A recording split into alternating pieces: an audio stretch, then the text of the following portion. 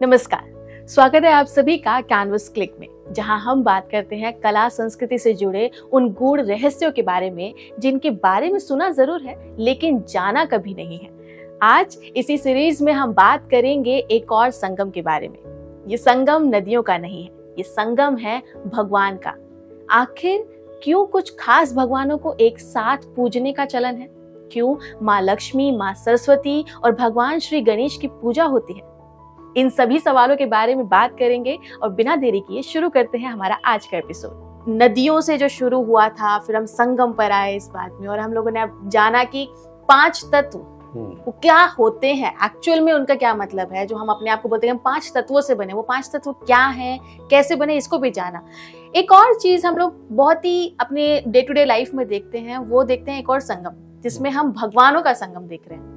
I don't know कि उसको भगवानों का संगम कहते भी हैं या नहीं। हम देखते हैं कि हम दिवाली पे पूजा कर रहे हैं तो माँ लक्ष्मी की पूजा कर रहे हैं, माँ सरस्वती की पूजा कर रहे हैं, भगवान गणेश की पूजा कर रहे हैं। तो क्या इसके पीछे भी कोई रीजन होता है? इन तीनों की ही पूजा क्यों होती है दिवाली पर? हाँ, बिल्कुल होता है, बिल्कुल होता है। आप ये देखें, सबसे पहले तो ये देखें कि भगवान जो शब्द है इसका क्या अर्थ है। जी बिल्कुल, है ना। हम कहते हैं देवता, भगवान, है ना, ईश्वर। तो शब्द तो हम यूज करते हैं लेकिन इसके अर्थ हम नहीं जानते। बिल्कुल। भगवान जो है, ये पूरा जो ब्रह्मांड है ये टुकड़ों में हमें दिखता है ना। मनुष्य है, जीव है, प्रकृति है, नदियां हैं, आकाशगंगाएं हैं, इतने असंख्य लाखों करोड़ों भागों में ये पूरा ब्रह्मांड जो सृष्टि है वो बटी हुई है जी। तो जो तमाम भागों का वर्णन करे वही भगवान है, जिसने पूरी ब्रह्मांड जो अलग अलग भागों में भी दिखता है उसको धारण किए हुए है, उसको भगवान कहते हैं, है ना। अनेक भागों का जो वर्णन करे। गणेश को अगर आपको ठीक से समझना है तो आप ये समझिए कि गणेश जो है, गणना जो शब्द है उससे बने हैं। गणना मतलब कैलकुलेशन। ओके। तो ब्रह्मांड के गणित हैं गणेश। ओके। ब्रह्मांड, गणेश को समझे बिना ब्रह्मांड का जो गणितीय स्वरूप है आप नहीं समझ सकते, है ना जी। कण है, फिर गण है, गणना है, गणेश है, गणनाओं के ईश्वर, मतलब ईश्वर। तो इसका अर्थ है कि दरअसल क्या है कि जो मन है, मन के 3 आयामी स्वरूप होता है, 3 डायमेंशनल फॉर्म है, ठीक है ना। यही फिर 17 स्तंभ शुरू हो गया यहाँ पे। मन भी 3 स्वरूपों में हमें दिखता है। तो मन क्या है? मन में गति है ना। जब तक गति है मन है, जैसे ही वो गति खत्म होती है मृत्यु घटित हो जाती है। मन का रुकना, हम मेडिटेशन में क्या करते हैं, मन की गति को रोक देते हैं, है ना। तो कहते हैं कि जब तक मन की गति है, जहां तक मन दौड़ता चला जाता है वहां तक आपका संसार है। जब मन गिर जाए तो आपका संसार वहीं पे खत्म हो जाता है। तो मन के 3 स्वरूप है। गणेश जो है वो मन जो है वो क्या है कि हमारा जो मस्तिष्क है एक ब्रह्मांड स्वरूप है। पूरा जो ब्रह्मांड है उसी का एक प्रोटोटाइप है हमारा जो मस्तिष्क है।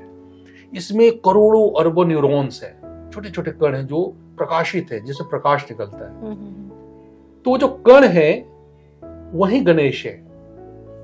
उसका जो प्रभाव क्षेत्र है, उससे जो प्रकाश निकलता है, वो जितने एरिया को वो कवर करता है वो गणेश है जी। जो स्थान है उसके बीच में जो लहरें जो चलती रहती हैं वो सरस्वती है। और गणेश और सरस्वती के योग से जो दृश्य उत्पन्न होता है ना, वो लक्ष्मी है। ये पूरा लक्ष्मी का अर्थ क्या है? ये पूरा दृश्य जगत, जो कुछ भी दिख रहा है वो लक्ष्मी है। लक्ष्मी में लक्ष्य होता है। लक्ष्मी का आप संधान करेंगी, लक्ष्मी की प्राप्ति के लिए प्रयास करेंगी, तो बिना लक्ष्य की लक्ष्मी प्राप्त नहीं होती है। लक्ष्य होना ही चाहिए उसमें। जी जी बिल्कुल, है ना। हाँ जी। तो लक्ष्मी दृश्य रूप है। मन की जो गति है, उसके जो कण हैं वो गणेश स्वरूप होते हैं। जो उसका रस का जो भाव है ना, मन का मतलब बुद्धि गणेश है जी, है ना। बुद्धि के देवता कहे जाते हैं, तो गणेश बुद्धि है और सरस्वती की है भाव है ना। तो हमारे अंदर 2 ही बुद्धि के प्रकार है, एक तर्क है, एक भाव है। तो इन दोनों के योग से जो दृश्य प्रकट होता है वो लक्ष्मी है। तो इसीलिए पूजा की जाती है कि हम जब पूजा करते हैं तो हम जिस लक्ष्मी को हम पाना चाहते हैं, हम क्या कहते हैं, हम लाभ सिर्फ नहीं लिखते हैं, शुभ लाभ, शुभ लिखते हैं। हाँ जी। मतलब शुभ से नियंत्रित लाभ आना चाहिए, लाभालाभ नहीं लिखते हैं। हमारी संस्कृति कहते लाभ तो मिलना चाहिए लेकिन शुभ तरीके से मिले, है ना। तो ये जो शुभ्रता है, ये जो कल्याण है, ये जो स्वच्छता है, इसी को हम लोग कहते हैं कि भाई हमारे यहाँ लाभ है, हमारे यहाँ लक्ष्मी है, लेकिन शुभ तरीके से है। शुभ क्या है? बुद्धि और भाव का जो योग होता है, यानी कि बुद्धि कुछ कह रही है, भाव कुछ कह रहा है ना। हम पैसा प्राप्त करना चाहते हैं लेकिन गलत तरीके से प्राप्त कर रहे हैं, वो नहीं होना चाहिए। आपका भाव और बुद्धि एक हो, उससे जब लाभ आए हमारे घर में तो कल्याणकारी होता है। तो हम उसकी पूजा करते हैं। ये मन के स्वरूप है ये तीनों।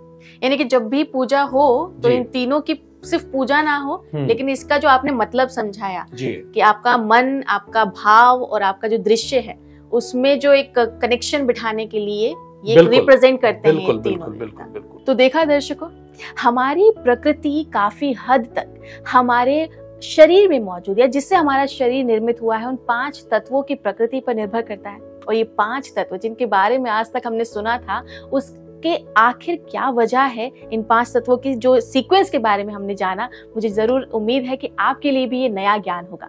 ऐसे ही और नए ज्ञान के बारे में हम बात करते रहेंगे, डिस्कस करते रहेंगे, लेकिन हमारे अगले एपिसोड में। अभी के लिए फिलहाल इतना ही। देखते रहिए क्लिक इंडिया। नमस्कार।